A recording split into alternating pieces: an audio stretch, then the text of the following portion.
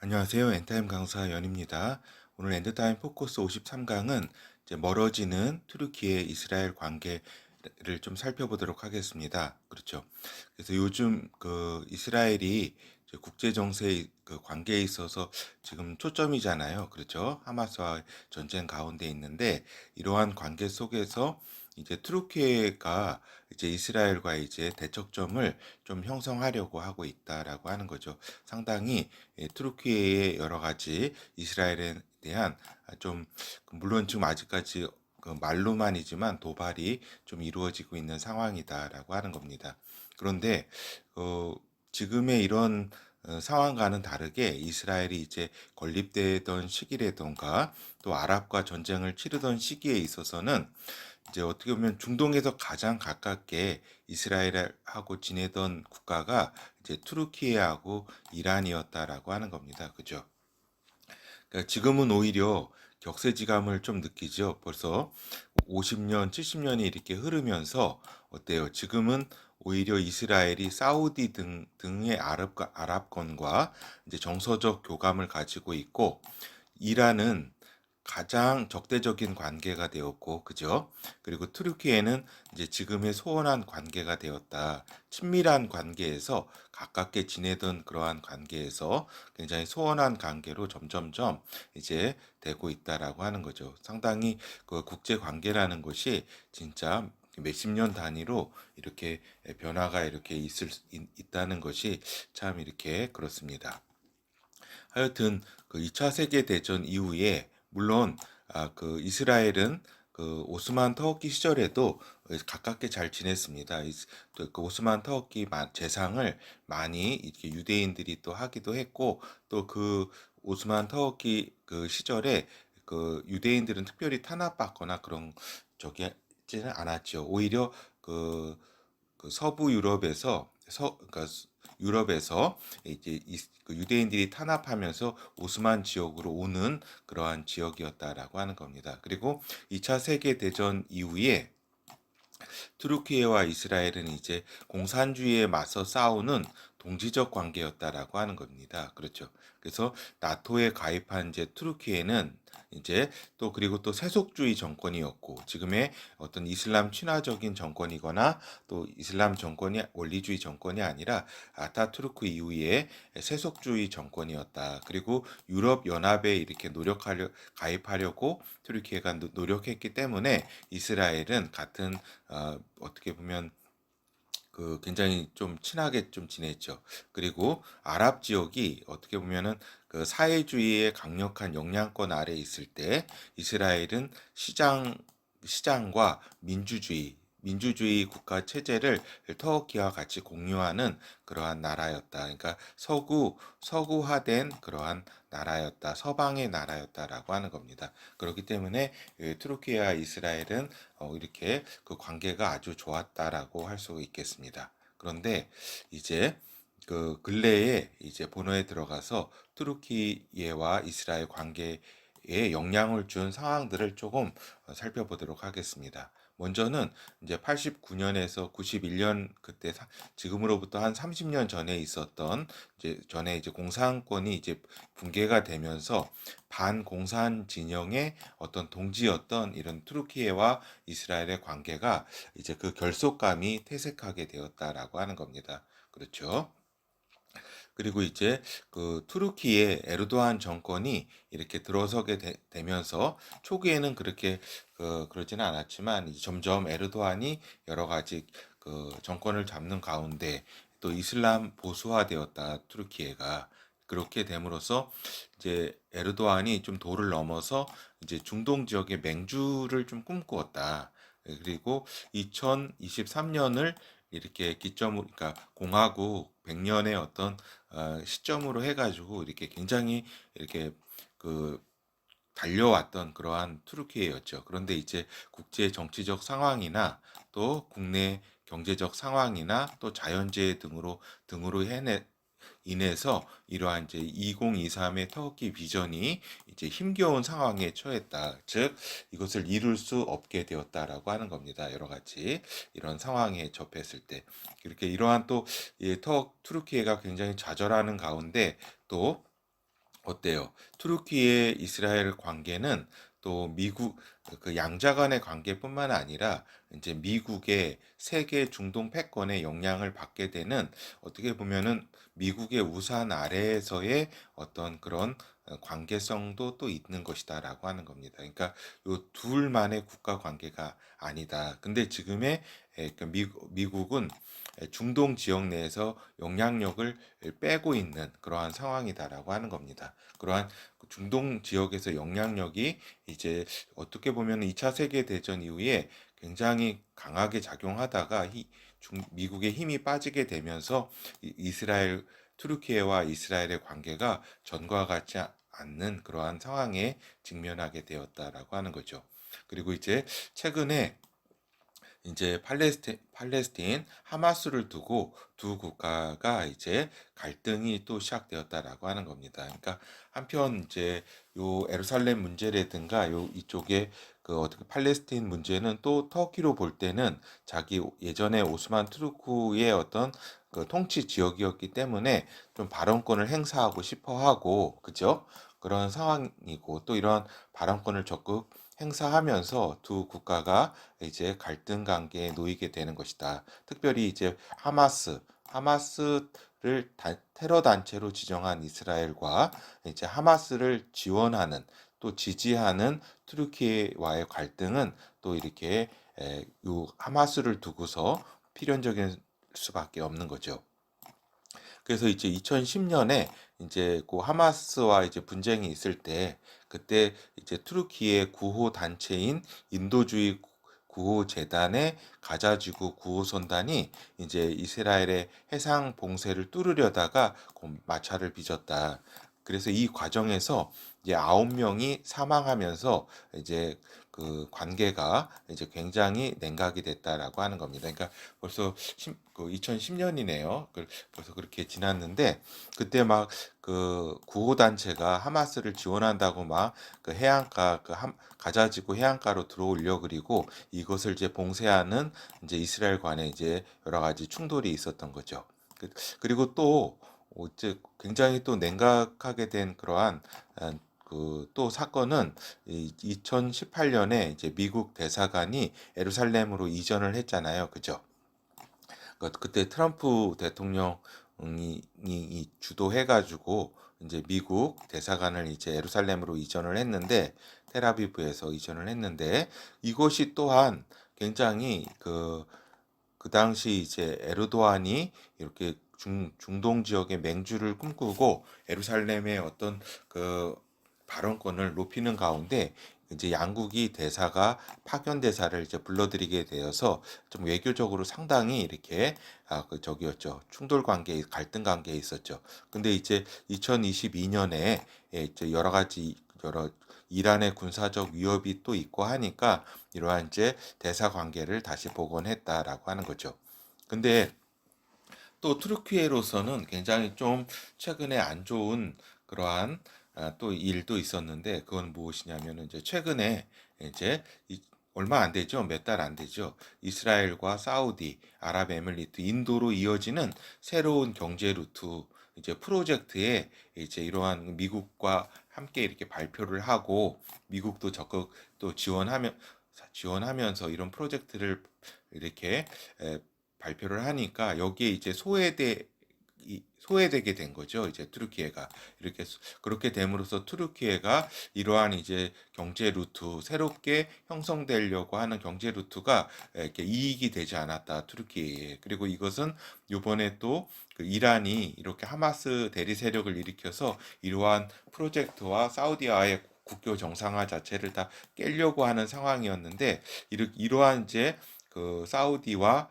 이란의 이제 접근이 이란은 굉장히 반발하는 상황이고 또 투르키예로서도 이렇게 달갑지 않은 그러한 상황이라고 볼 수가 있겠죠. 그런 가운데 이제 투르크가 하마스를 또다시 2010년에 이어서 이제 하마스를 지지하고 나선 겁니다. 근데 이것이 이번 투르크 사태가 보통 사태가 아니잖아요. 그죠? 하여튼 또 기타 23년 투르키의 대지진이 2월에 있었잖아요. 그죠? 그러한 이제 상황, 그리고 또 에르도안 대통령의 당선이 또 다시 재선이 5월에 또 되었다. 그래서 거의 이제 어때요? 보면은 중동 지역이 장기 집권의 중동 정치 상황으로 볼 때 이제 그래도 이제 투르키예 대통령이 근 20년 이상을 이제 그 이스탄불 지사까지 거기 시장까지 합하면은 뭐 25년이 더 넘겠죠. 그리고 또 그 이스라엘의 에르도안 저기 누구야? 네타냐후 총리도 그 20년 이상 한 25년 그 정도 계속 이제 정치적 생명을 가지고 이렇게 어떻게 보면은 그 노장들 아니에요. 그죠? 그래, 그렇기 때문에 이러한 이제 그 사이에 그나마 안정적이었다라고 하는 겁니다. 하여튼, 이러한 상황 가운데 이제 17 사태, 이스라엘 하마스 분쟁이 이렇게 일어나게 되면서 다시 양국의 관계는 급속히 냉각이 되었다라고 하는 겁니다. 그렇죠. 그래서 여기 부분에서 이게 근데 17 사태가 보통 지금까지의 그런 어떤 테러하고는 좀 차원이 다른, 그렇죠. 굉장히 차원이 다른 상황인데 여기에서 투르키예가 하마스를 공식 지원하는 그러한 이제 행태를 보이게 된 거죠. 이것이 어떻게 보면은 급속히 양국의 관계를 냉각하는데 어떤 촉매제가 된 거죠. 그래서 에르도안 대통령은 하마스는 테러 단체가 아니다.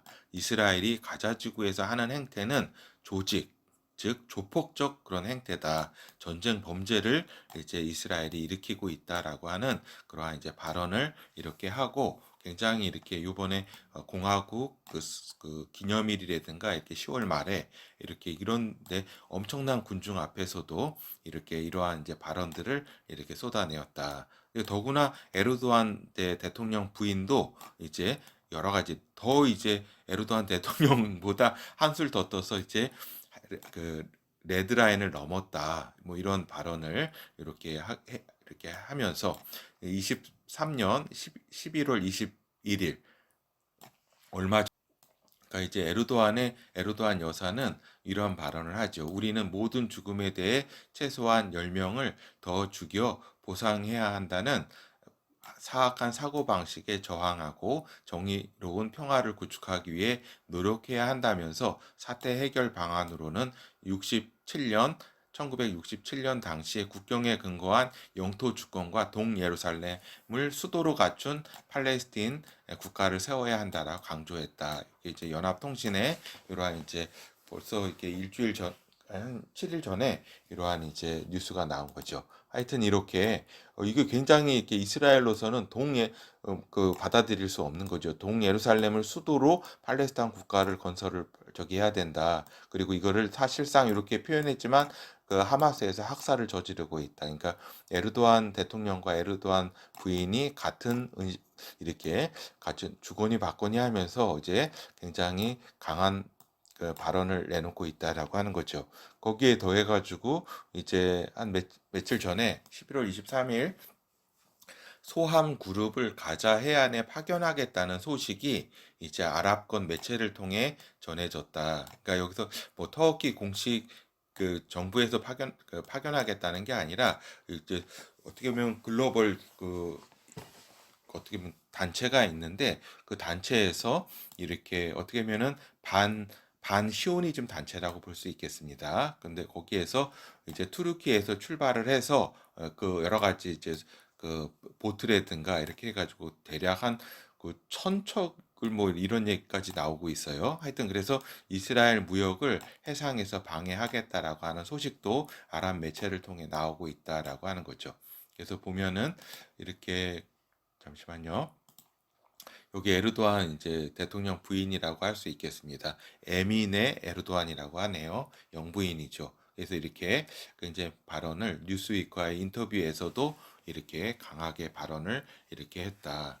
그리고 이제 그 이렇게 아랍권 매체를 통해서도 이렇게 여러 이제 그 터키 선박이 이제 처음에는 이렇게 12척만 이렇게 뭐 참여한다. 뭐 이런 식으로 그러면서도 터키 정부는 관련이 없다. 이런 점도 또 이렇게 강조했다라고 이렇게 보도가 이어지고 있다. 아랍권 매체를 통해 나오고 있다. 이 단체는 이제 그 볼칸 옥추가 조직하고 그다음 그 이름을 보니까 투르크인 같네요. 옥추라고 하니까 반 시오니즘 유대인을 포함해서 49개국에서 4,500명을 그래서 요게 이제 바뀌었네요. 잘못 썼네요.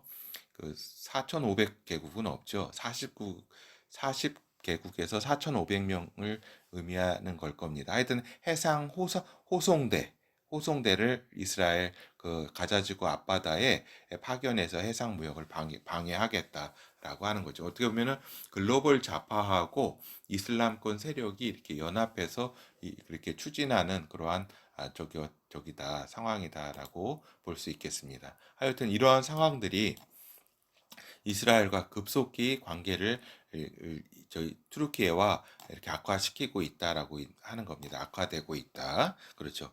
그래서 우리가 볼 거는 이제 향후 이스라엘이 쓸 수 있는 카드를 한번 예상해 본다면 어떤 것이 있나 좀 생각해 보는 겁니다. 일단은 이제 투르키예 그리스 이제 해양 분쟁이 있다라고 하는 부분인데 이러한 해양 분쟁에 있어서 이스라엘이 이제는 그리스를 이제 지지하는 그러한 이제 그 카드를 예상해 볼 수 있다고 하는 겁니다. 웬만해서는 이제 이스라엘은 여러 가지 중동 내 이런 역학 관계상 이제 중립의 위치에 있었다라고 하는 겁니다. 그런데 이제 그리스 이제 해양 분쟁, 그죠?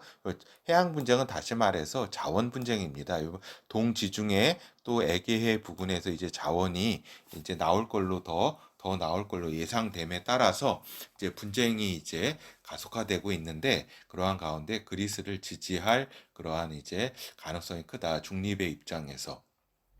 그리고 또 어떤 게 있어요.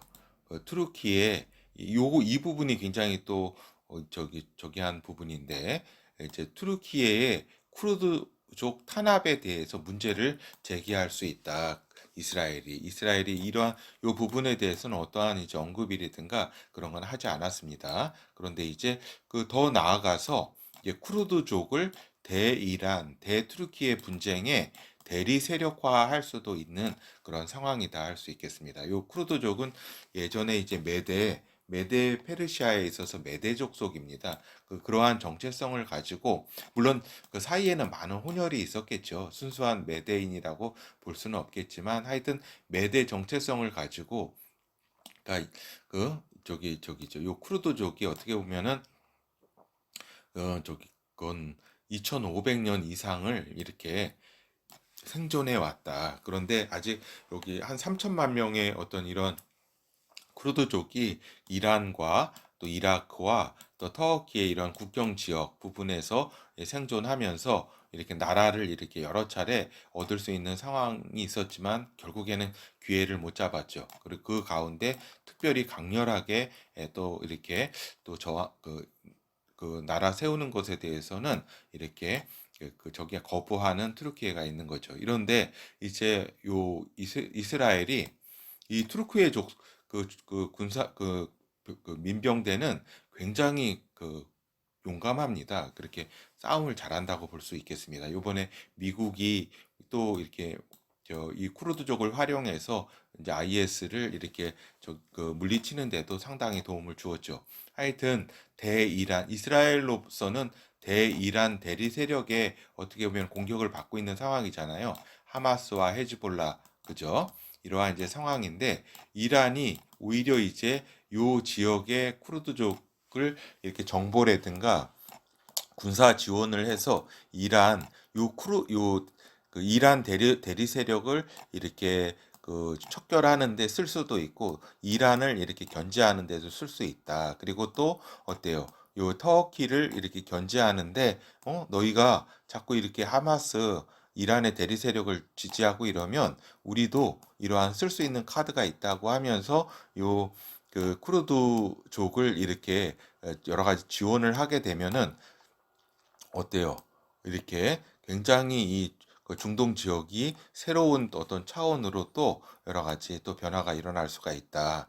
그래서 이러한 또 상황, 이게 또 어떻게 보면은 이스라엘이 쓸 수 있는 큰 카드다. 근데 아직까지는 이러한 이제 카드는 조금 신중하게 생각해 할 겁니다. 이렇게 문제 제기까지는 할 수 있어도 이렇게 대리 세력화는 조금 더 이제 이스라엘에서 이렇게 여러 가지 상황을 판단한 뒤에 이렇게 더 지금보다는 한 단계 더 악화될 때 쓸 수 있는 카드다라고 하는 것을 이렇게 생각해 볼 수 있다. 그리고 또 하나는 이 부분은 이스라엘이 직접 쓴다기보다는 트루키의 정치 경제에 대한 그, 그 세계 글로벌 세계에서의 어떤 배제라 그럴까 소외라 그럴까 여기에 이제 범유대계 그러니까 글로벌 그 유대인들의 어떤 대응이 있을 수 있다라고 하는 겁니다. 이 부분은 어떻게 보면은 이스라엘이 직접 하는 건 아니겠지만은 그 글로벌 네트워크 유대인들의 힘이 강하기 때문에 이러한 트루키에를 정치 경제적으로 여러 가지 압박을 주는 상황으로 몰아넣을 수 있는 그러한 힘이 범유대계에 있다는 점도 이렇게 우리가 또그 좀 생각해 볼 수 있다라고 하는 겁니다. 이러한 상황이 결국에는 트루키에가 우리가 볼 때 잃은 것과 얻은 것은 무엇인가 이러한 부분들 그렇죠. 그래서 위에서 언급된 이러한 위에 이 부분 우리가 살펴본 이스라엘의 대응이 현실화된다면 이제 트루키에로서는 상당한 타격이 될 뿐만 아니라 새로운 중동 정세의 뇌관이 될 수 있다라고 하는 겁니다. 그러니까 이 쿠르드족을 이제 이스라엘이 사실 쿠르드족은 정보와 어떤 물자라든가 이런 것들이 이제 부족한 것이지 사람이 부족한 건 아니거든요. 그렇기 때문에 여기에 이스라엘이 적극 그것을 지원하는 그러한 정책을 핀다면 굉장히 중동 정세가 새롭게 시리아, 이라크, 레바논을 비롯해서 그 대리 세력의 지금의 상황은 아닌 새로운 또 판도로 이루어질 수 있다라고 하는 거죠. 그래서 이것이 이제 그 여러 가지 잃은 것이라고 할 수 있고 또 얻은 것은 뭐냐? 얻은 것이라고 한다면 투르키예가 2023년에 어떤 투르키의 비전을 그렇게 그 에르도안이 이렇게 제시하면서 이렇게 왔던 그것이 어떻게 보면은 실현이 되지 않았잖아요. 그죠? 그런 가운데 이러한 이제 그 투르키의 그 민심을 좀 밖으로의 어떤 갈등으로 돌리게 됨으로써 어떻게 보면 정권의 안정화의 어떤 얻은 것이라고 할 수가 있겠죠. 그리고 또 어때요? 지중해 지역의 글로벌 이슬람 세력에 이제 맏형 노릇을 하는 그러한 상황에 되었다. 그래서 이러한 부분들은 조금 이제 앞으로 펼쳐지게 될 지중해 질서에 있어서 중동 이슬람 순니파를 대표한 이제 나라 그러한 세력이 이제 투르키예가 된다라고 하는 거죠. 그러니까 이번 이렇게 그 투르키의 여러 가지 지금의 그 뭐라 그럴까 그 여러 가지 발언이라든가 이렇게 행동의 행위가 중동 지역 내에서는 그렇게 어떤 판도를 가르지는 못한다. 이미 그 시아파의 이란과 사우디의 순니파의 이 대결 구도로 이제 그 중동 이슬람권 이 지역은 이제 딱 고착화된 거고 이제 이러한 이제 틈에서 투르키에는 이러한 틈에서 저기죠 그 뭐라 그럴까 그 지중해 질서에서 새롭게 어떤 기회를 보면서 그 지역의 중동 이슬람 순니파를 대표한 세력으로서 어떤 힘을 갖게 되는 것이다라고 하는 거죠. 그리고 또 하나 얻은 게 있다면은 뭐예요? 사우디와 이스라엘과의 이런 관계 있잖아요. 경제 이러한 저기가 다시 이렇게 되지 못하도록 이 사태를 더욱더 부채질하면서 더욱 사우디와 이스라엘의 이런 그 아랍권 간의 어떤 경제 협력 국교 정상화를 바라지 좀 어떻게 보면은 좀 방해하는 그런 부분에서는 계속 이제 얻은 것이라고 할 수가 있겠죠. 하여튼 이런 상황이다. 그래서 이제 결어를 보도록 하겠습니다.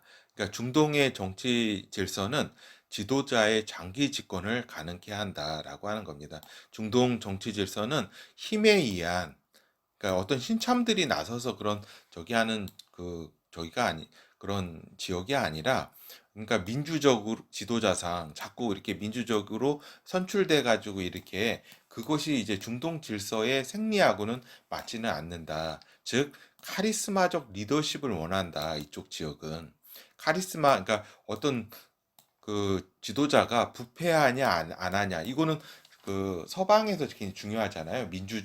민주주의 정치를 그러니까 그러한 어떤 선거 이런 나라에서는 그것이 중요하고 뭐 그런데 중동 질서에서는 그 민주적 지도자상이 서구의 지도자상을 원하는 것이 아니다. 그것이 아니라 여기 힘이 지배하는 중동 질서에서 체면과 이 남들이 얕잡아 보지 않는 카리스마적 리더십을 가진 정치 지도자를 원한다. 그래야 여기에서 어떤 떵떵거리고 뭐 부패했건 안 했건 뭐 어떤 리비아의 어떤 카다피라든가 뭐 이락 뭐 후세인 뭐 이란 뭐 빈살만 여러 가지 여기 왕정이고 또 하여튼 그런 어떤 서구에서 얘기하는 뭐 어떤 정치 공작 뭐 암살을 하고 이런 것에 개의치 않는다. 이쪽 지역은 얼마나 카리스마적 리더십을 가지고 있어서 우리를 이렇게 이러한 이제 혼돈의 세계에서 지켜줄 수 있는가 이런 이런 이제 지도자상을 원하는 것이 이렇게 요 중동 지역에 어떻게 보면은 어떤 정서다라고 하는 겁니다. 그러니까 이것을 서구 유럽이라든가 우리도 이렇게 잘 이해를 하고 있어야 된다라고 하는 겁니다. 근데 이러한 이제 면이 또 이제 급변하는 글로벌 또 세계잖아요. 그렇죠. 그러한 면에 있어서 정치의 지체 현상을 일으킨다라고 하는 거죠. 그래서 지금 어떻게 보면은 요번에 새롭게 이렇게 정권을 잡은 사우디의 빈살만이 가장 역동적인 어떤 변화를 추진하고 있다. 뭐 네옴시티도 뭐 추진하려 그리고 이렇게 뭐 이렇게 산업 국가로 단순히 그 석유를 파는 그런 사우디 이미지가 아니라 첨단 어떤 그러한 어떻게 보면은 첨단의 어떤 그런 나라로 바꾸려고 하잖아요. 그러니까 이러한 그렇죠. 어떤 새로운 시도 이것이 또 성공할지는 잘 모르겠지만 하여튼 이 지역이 이러하다라고 하는 점을 말씀을 드립니다. 그리고 또한 또 이해를 또 해야 될 것은 투르키예 이스라엘의 관계는 요 두 국가만의 문제는 아니다. 그러니까 미국이라고 하는 어떻게 보면 요 일본하고 또 일맥상통하는 겁니다. 이 미국의 강한 자가 이렇게 위에 있기 때문에 그 아래 강대국의 우산 아래서 최고 강대국 미국 아래서 이제 어떻게 보면 크게 분란 일으키지 않고 이렇게 좀 지내는 이러한 상황. 그러니까 어떻게 보면은 이러한 상황이 그러니까 미국이 이렇게 빠지게 되니까 중동 지역에서 빠지게 되니까 그 밑에서 중동 패권을 두고 불가피하고 또 불안정한 정치 구도의 일환으로 나타난다. 이러한 행태가 이렇게 나타나게 되는 것이다라고 하는 거죠. 그러니까 이러한 이제 중동 지역의 질서는 어떤 힘에 의한 특별히 또 국제 질서는 힘에 의한 어떤 국제 질서인데 이 지역에서 중동 지역은 특히나 더하다라고 하는 겁니다. 그래서 이제 그리고 또 향후 이스라엘의 여러 그 대응에 대해서 우리가 살펴보았고 또 여기에 대해서 이제 투르키에는 이제 지중해와 이제 그러니까 지중해가 아니라 프랑스와 지중해 연합으로 나아갈 수밖에 없을 듯하다라고 하는 겁니다. 그러니까 중동 지역은 이미 이 그 이란과 사우디로 이제 고착화되었고 양대 세력으로 고착화되었고 이제 터키가 여기서 힘을 더 이렇게 내려고 하지만 그러지는 못하는 이런 한계가 있고 특별히 이제 여기 그 프랑스와 같이 해서 이제 그 지중해권의 어떤 그 번영과 그런 부분들을 패권을 두고서 이렇게 그 협력하고자 하는 지중해 연합으로 나아갈 수밖에 없을 듯하다라고 하는 센터의 예상입니다. 물론 이 예상은 비약적이다는 부분은 인정합니다. 어떤 구체적으로 어떤 증거가 있는 게 아니라 굉장히 비약된 그런 분석이라고 할 수 있겠죠. 그러나 이제 예언상 저희가 엔타임 센터 아니에요. 그래서 그 예언을 두고 다니엘서라든가 요한계시록의 예언을 두고 이러한 그 비추어서 기반으로 해서 이제 향후에 지중해권에 그 열불이 나와야만 하는 그런 상황을 토대로 해서 예상해 본다라고 하는 겁니다. 그래서 그 열불 중에 하나가 될 이제 투르키예가 이제 자신의 어떤 그 국제 이익을 프랑스와 지중해 연합으로서 이렇게 형성해 나갈 것이고 이 유럽 지역에 이제 글로벌 이슬람 세력의 마음을 얻었다는 것은 어떻게 보면은 터키가 이렇게 이러한 또 포석으로 이러한 발언과 이스라엘과 척을 지고자 하는 그러한 또 의도도 있다라고 이 의도가 있다라고 보는데 또 없더라도 그것이 이러한 어떤 현실화되는 데 있어서 이러한 정치 질서가 현실화되는 데 있어서 크게 작용할 것이다라고 하는 것을 우리가 살펴볼 수 있다라고 하는 겁니다. 예, 감사합니다.